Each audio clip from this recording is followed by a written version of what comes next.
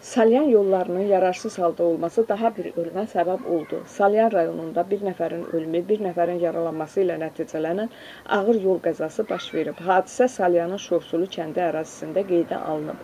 20 yaşlı Bəhruz Qambərovun idarə etdiyi VAZ-2106 markalı avtomobili Astara istiqamətində hərəkətdə olarkən əks istiqamətdən gələn Lənkəran sakini 43 yaşlı Mübariz yolçu oğlu Rufullayevin idarə etdiyi KAMAZ markalı yük maşını ilə toqquşub.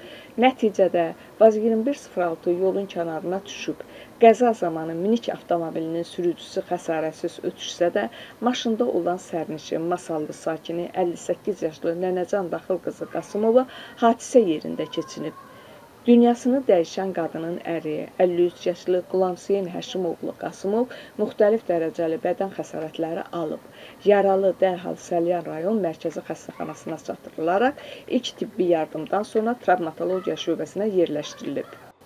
Qəzanın baş verməsinə səbəb ilkin ehtimalına görə VAZ-2106-nın sürücüsü ötmə əməliyyatını düzgün yerinə yetirməyib.